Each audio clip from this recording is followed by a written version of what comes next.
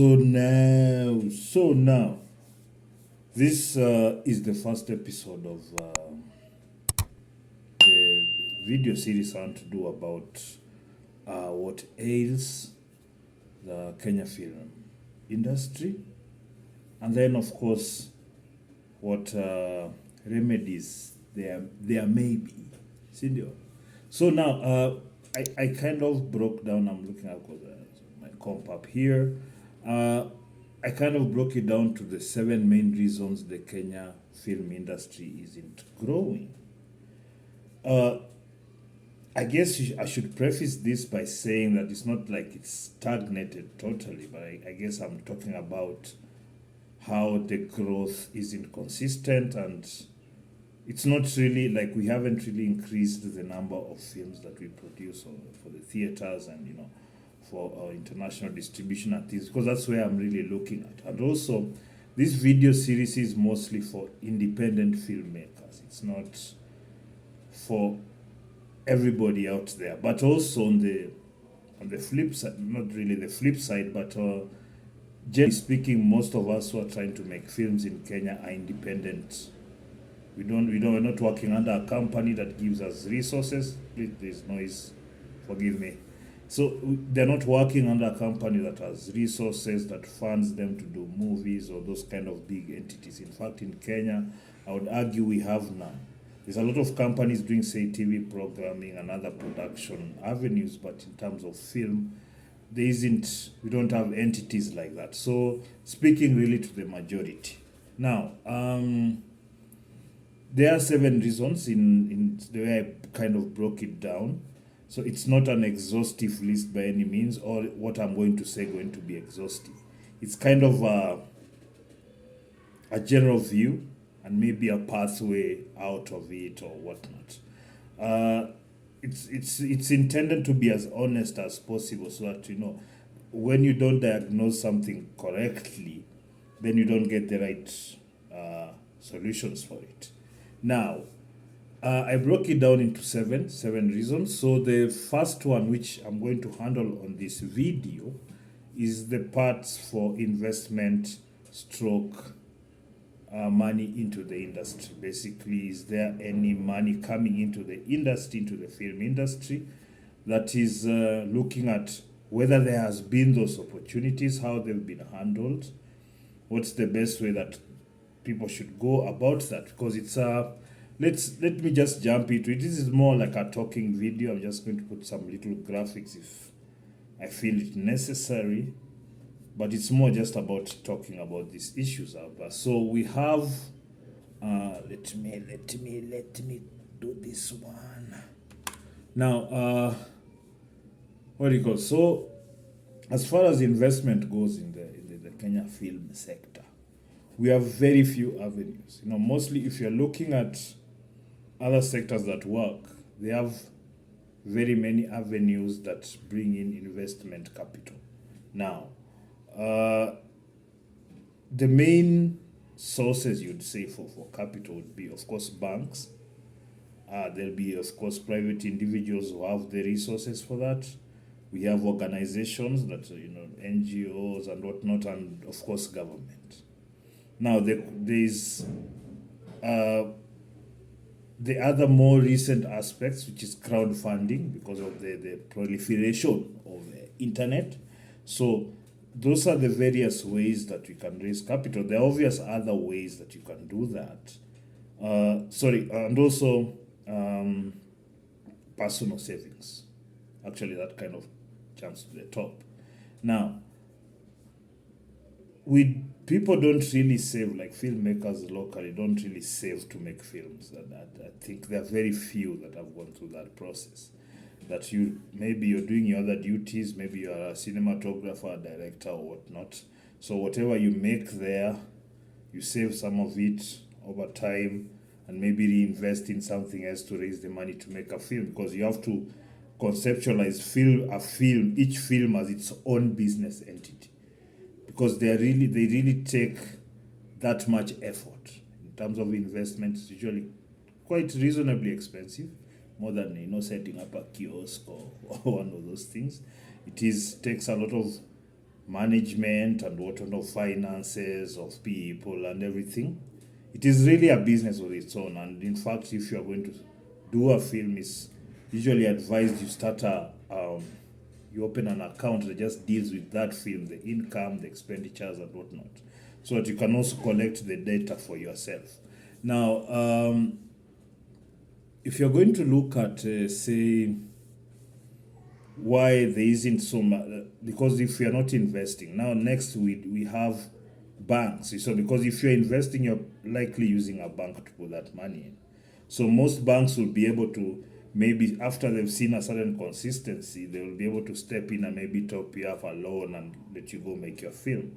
But that's rarely the case. So what people do, maybe they'll save to, you know, in a chama to buy a plot of land or whatnot. I personally, you have to move out of that to be able to invest in things like film. You know, like the first money you get just thinking of a building or land. It's not, you know, those are not they're the most stable, I guess, investments, but they also don't have as much return. There's kind of a weird thing in our situation in Kenya where the rates just jump up because a lot of wash money and money that's not really been extracted from the economy goes into that, so it inflates. There's a lot of that, but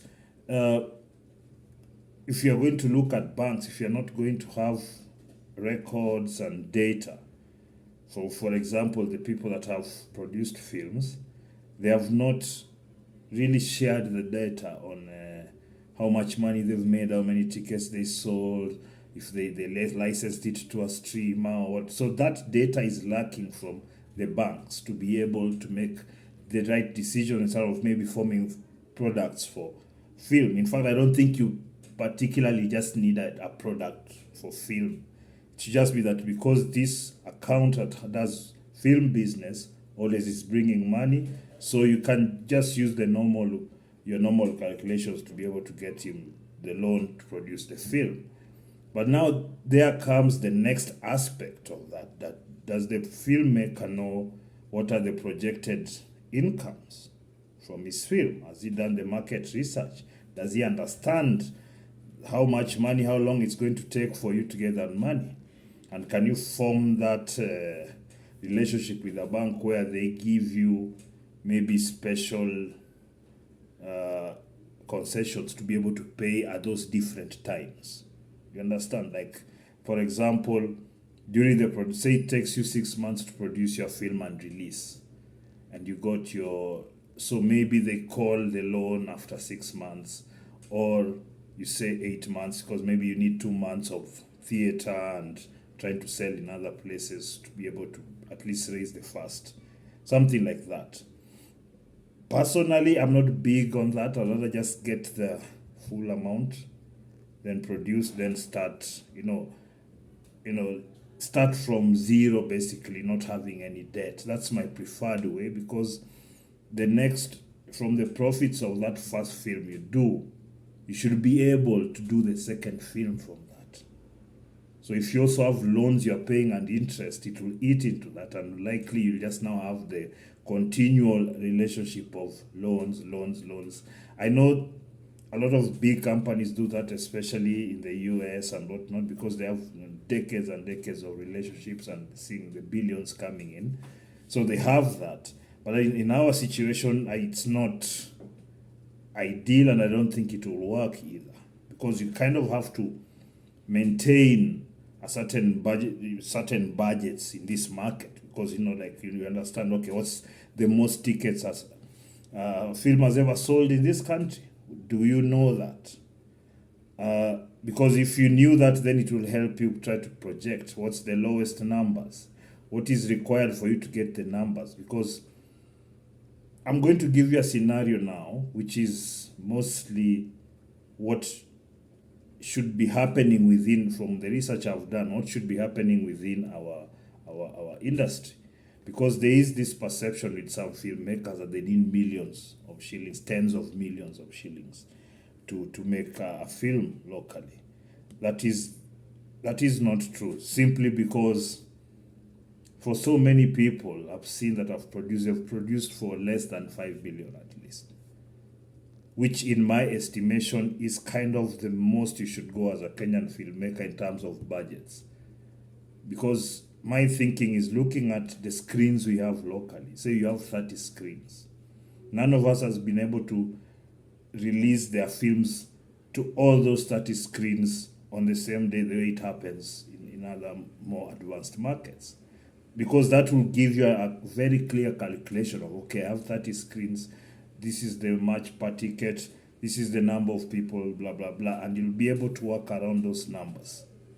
But I'm looking at it logistically, it's very possible to do it locally. It's just now you need that kind of big movie and the marketing for you to be able to pull it off. It still can be pulled off because our rates are much lower than the other bigger markets. And that's our competitive advantage, our budget. So you don't saddle yourself with big budgets. For example, you want 20 million, 30 million.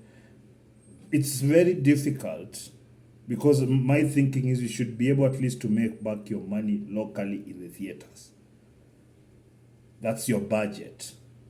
You should be able to break even with the local, but also not to be satisfied with the local market, to make sure you have your links into Tanzania, Uganda, maybe Ethiopia, wherever in Africa that you can show the film. Now you can Europe, America, other territories, so to speak.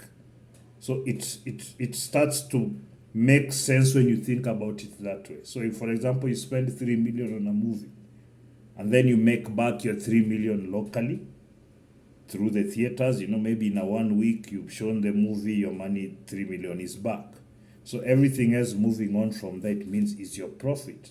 And then now you're going to the richer markets, streaming, whatnot. So once you conceptualize that, then you're able to have an actual business plan around your movie.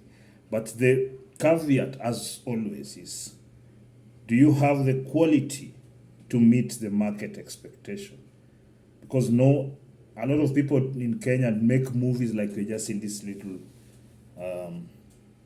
enclave of ours, Kenya, where it's quarantined from everything else. No, our people consume some of the best produced content in the world. So that is the quality, whether we like it or not. You cannot expect patriotism to carry you through a bad product, to carry you through bad marketing. The people didn't even know your movie is coming out. While we have right now some of the easiest and best methods to reach thousands, millions of people.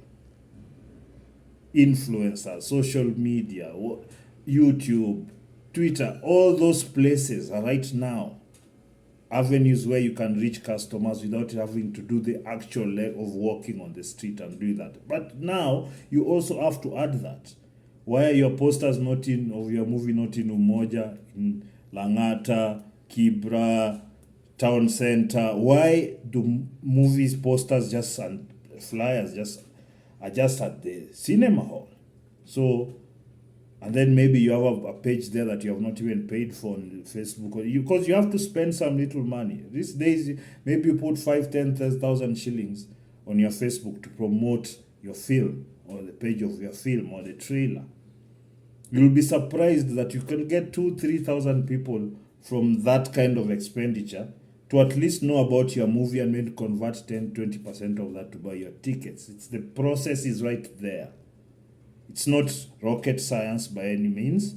It's just that because we've not set up that we are not able to access capital and big markets and big marketing and whatnot, we have to work with what's there. We have to stop with this idea that you can make a movie of 20 million, because that's the problem we have. And I'm going to speak on something that people don't like, especially producers in our industry.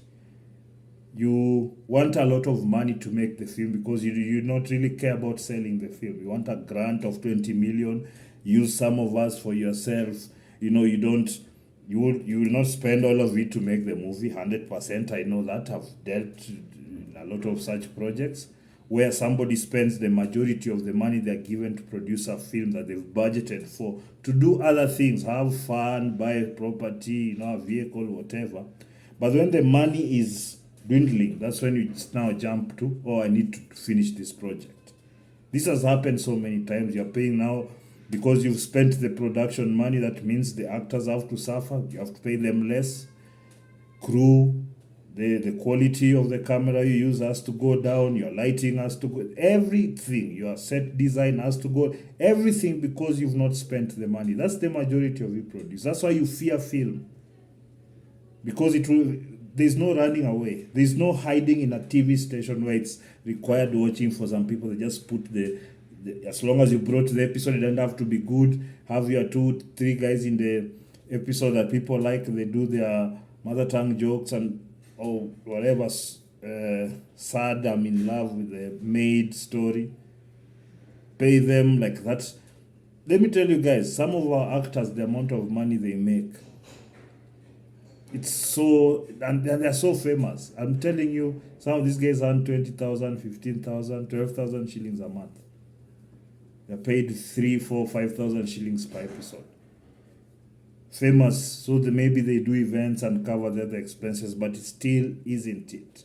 Because a lot of producers have turned this into some cash cow for just themselves, not understanding how to grow it. And because if you're the only person enjoying making the money, the industry is not going to grow.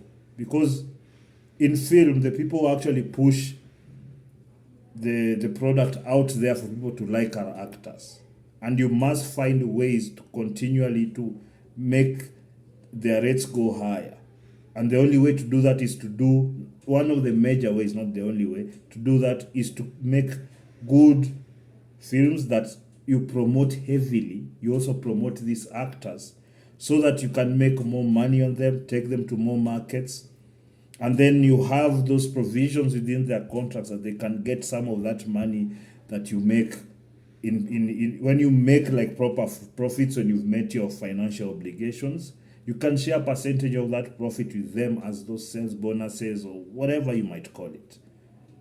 So that the motivation to concentrate on the industry and do the best they can and be the best version of themselves is there. Because you don't want an actor who's very talented on this one side making no money, so that they have to supplement doing things that are taking them away from concentrating on the craft. So that they're selling maybe phones on the side, selling land on this, whatever it is that they need to plug those budgets. Those budgets can be plugged all by film, as long as we do business properly. And producers, by and large, we don't do that. So I just believe that this is a time to have that thought process actually put into practice, so that we reduce the greed, we reduce our need to always want to ball.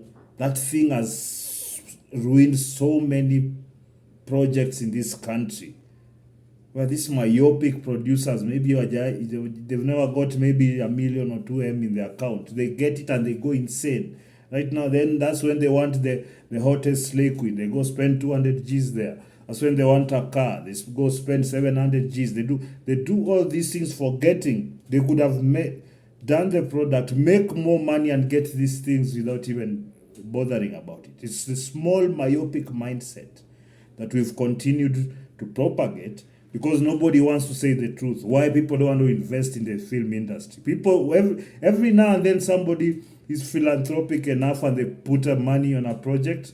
You know what happens? They regret that decision because a Kenyan producer screwed them over, spent their money badly, was not competent enough to do the product to go to market, but pretended to, so that they can have access to these funds. So many times of this, I'm telling you, so many of this weird kind of organization, a lot of these weird producers around. Some of them even big names, but you wonder, hey, this guy has money. Why has he never done a film? Because they're not filmmakers.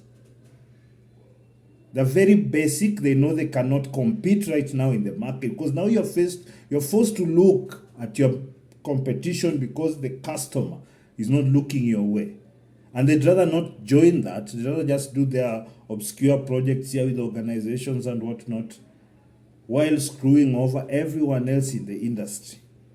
The way to circumnavigate through all those people is to go to the customer direct. There are no gatekeepers, filmmakers. There are no gatekeepers. If you are passionate about this, understand what you need, what type of product is needed out here, and how to market it to reach as many people as possible. Put it out there, repeat.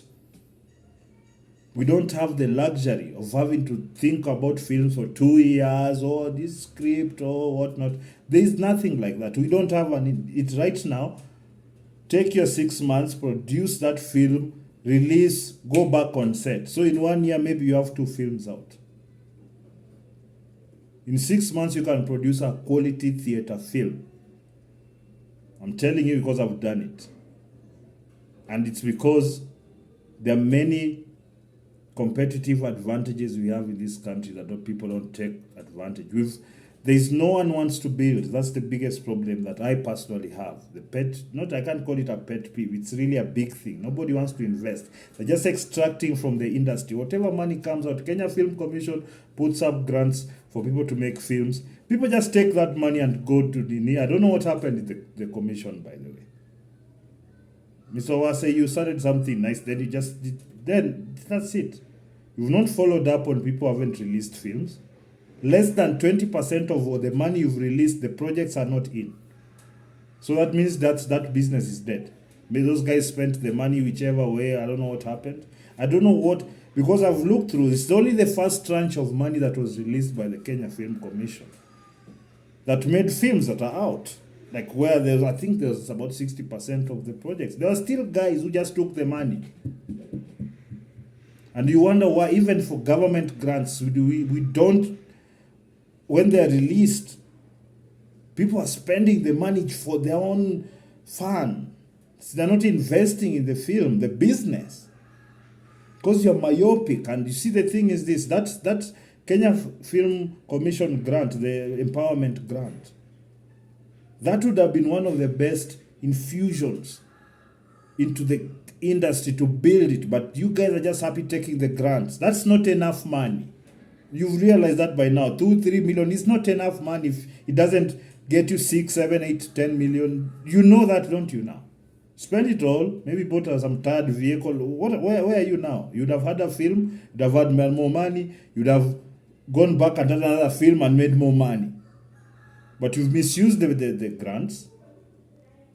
It's basically a dead thing now. Probably somebody else who feels like they need to buy some favoritism with the industry will take it up and do it and again.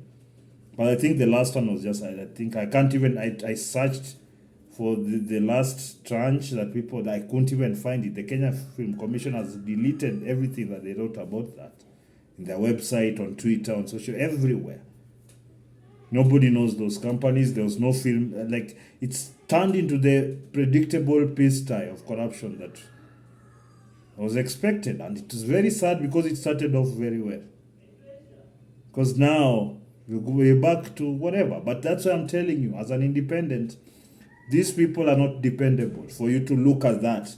The customer is the fan of the movies, is the dependable one. Make them happy. Give them the product they need. The product they want. Do that and see if they not repay you millions over. All right? Hey, now I've talked a lot. Now, that's it for the investment and budgets and whatnot, what's required. I've just given you snippets of what's actually let me say the actuality on the ground. How much is needed, where you can sell, and how you can propagate that to the next and whatnot. It's important to talk about this. It's a long video. I don't care. You want to cut it down because I think it's important that everything is said. If it's next year, maybe somebody listens to this, maybe it helps them. If you're a young filmmaker, there's no need to real hurry. Learn the product, how to make it properly. Don't be shy to, compare yourself with the best in the world because that's where the money is at. All right? subscribe, share, like, comment, do everything nice. All right, peace. Nimesema hiyo mara mbili.